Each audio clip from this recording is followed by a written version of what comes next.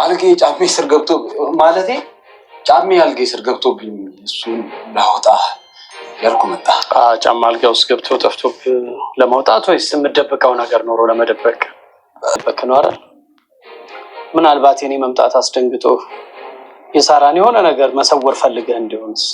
የሳራ ቃኒ ጋር ምን ያደርጋል? ይሄ እኮ የኔ ክፍል ነው ሆኖና ምጅ ሊኖርበት ይችላል።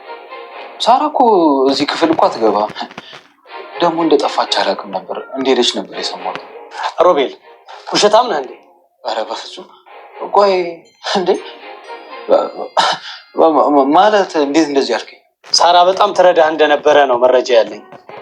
ነገሩ ወደ እኔ እንዲዞር ተፈልጎ ነው እንደዚህ የተባልከው።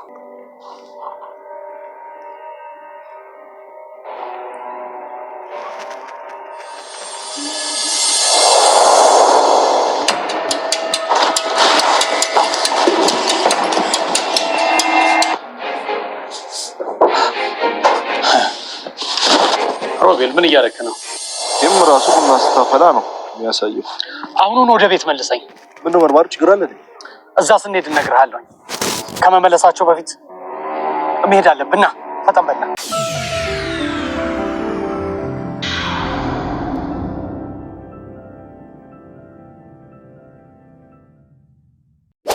አድናን በአሁኑ የቆረጠም ይመስላል። የሳራን ጉዳይ ራሴ ፈልጌ አፈላልጌ ስላላገኘኋት መርማሪ ፖሊስ ማምጣት አለብኝ በማለት ውሳኔ ላይ ይገኛል። አድናን እንዲነቃ ካደረገች በኋላ አሁን ላይም ራሱ መስመሮችን እያሳዘም ይገኛል። አሁን ላይ የኔ ፍቅር የኔ ውድ ለኔ ብለህ ሁሉ መከራን ስለምታይ በጣም አመሰግናለሁ በማለት አወደሰችው። አድናንም እንደሚወዳትና እንደሚያፈቅራት ነገራት። ላንቺ ብዬ ምንም ነገር አደርጋለሁ፣ እህትሽን ደግሞ በቅርቡ እናገኛታለን በማለት ተስፋም እየሰጣት ነው። እሷም ጥርስ በጥርስ ሆናለች። ራና ሮቤል የማይወጡት ችግር ውስጥ ገቡ።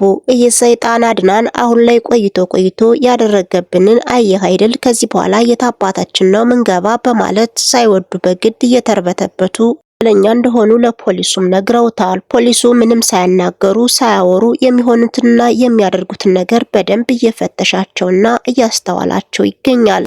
ሰላም ጤና ይስጥልኝ አድማጭ ተመልካች ቻናሌ ቤተሰቦች እንደምናላችሁልኝ በያላችሁበት የዓለም ዳርቻ የክርስቶስ ሰላምና ፍቅር ከእናንተ ጋር ይሁን እያልኩ ለኔ ቻናል አዲስ ከሆናችሁ ቪዲዮ ላይክ ቻናሌን ደግሞ ሰብስክራይብ በማድረግ አብራችሁን ቆዩ።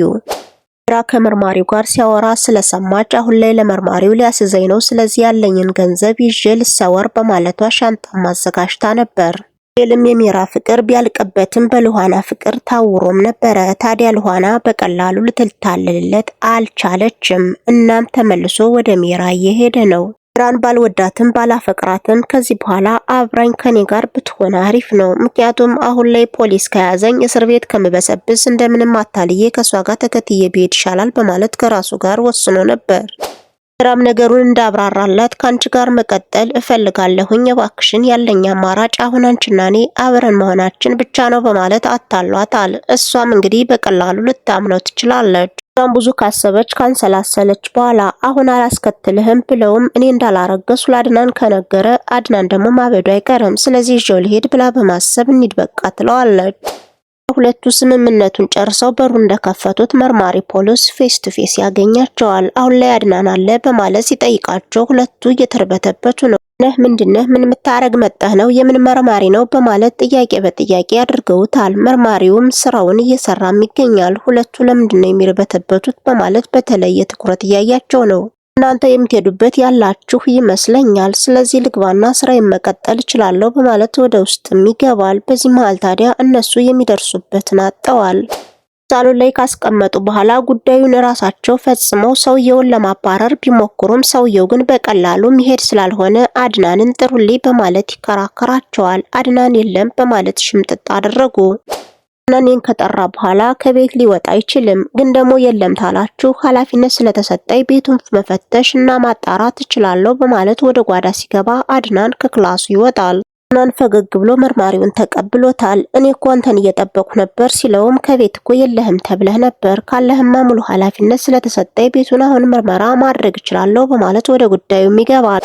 ለንቀመጥ ካለ በኋላ ስለ ሳራም አንዳንድ ነገር ጠይቆታል። ሳራ ግን ካንተ ጋር ስኖር ምን አይነት ከማን ጋር ግንኙነት ነበራት በማለት አንድ ባንድ እየነገረው ይገኛል። አሁን ላይ ያለውና የተፈጠረው ነገር እሱም በደንብ እያስረዳው ይገኛል። ሳራ ጋር ጥሩ ግንኙነት እንደነበራቸውና ስራዋንም በአግባቡ እንደምትሰራ ከዛ ውጭ ግን ከሰዎች ጋር እንደማትጣላ እየነገረውም ነው። ግን ደግሞ አንድ ቀን የውሃ ሽታ ሆነችብኝ በማለት አንድ ባንድ ያስረዳዋል። ሉሃናንም ልጠይቃት በማለት ወደ ክላሷም ያመራል። በዚህ መሃል ታዲያ ሉሃና ደስታ በደስታ ሆነች። እህትሽን ልመረምርና ላገኝልሽ መጥቻለሁ በማለት ያወስራታል። ሉሃና ጥርስ በጥርስ ሆነች። መርማሪ በእውነት አሁን አሳሳቢ ሁኔታ ላይ ያለሁ ነው የደረስክልኝ፣ እህቴ የውሃ ሽታ ሆናብኛለች በማለት የሆነውና የተፈጠረውን ነገር አንድ ባንድ እያስረዳችሁ ነው።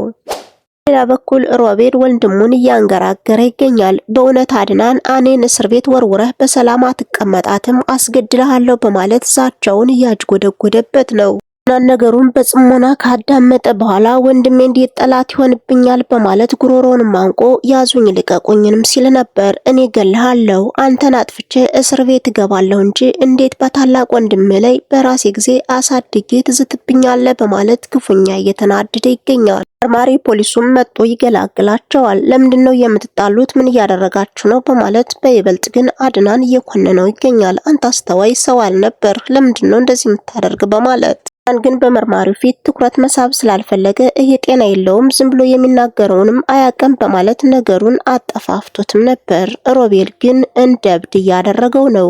ቃሏን ሰጣለች። እህቴ ጋር የምናወራው በስልክ ብቻ ነው። በዚህ መሃል ታዲያ ምን ትልሽ ነበር በማለትም ጠይቋል። አድናን ጋር ያላት ግንኙነትስ ምን አይነት ነው? ከአድናን ጋር ያላት ግንኙነት በጣም አሪፍ እንደነበረና በተቃራኒው እነ ሮቤል ጋር እንደማትስማማ ግልጽ አርጋ ነገረችው። መርማሪ ፖሊስም አሁን በቅርቡ እህትሽ እናገኛታለን፣ የምፈልገውን መረጃ በደንብ እያገኘው ነው በማለት ተስፋም ሰጧታል። የሜራና የሮቤል ቃል እንግዲህ የወንጀለኛ ሆኖ ተገኝቷል። ሁለቱም ሲጠየቁ እየተርበተበቱ የውሸት ቃላቶችን እያጅጎደጎዱ ትኩረቱን ከነሱ ላይ እንዲያደርግም አድርገዋል። አሁን ላይ ከባድ ችግር ውስጥ ሳይገቡ አልቀሩም። ሁለቱም የሚሄዱበትና የሚገቡበትን አሳጥቷቸዋል። ሮቤል በተለየ ሁኔታ ከክላሴ ውስጥ አልወጣም ብሏል። አሁን ላይ የሳራን ጉዳጉድ እየደባበቀም ነው። ፖሊሱ ግን በሩን እየከፈተ እየገባ ሚስጥር እያወቀም ይገኛል።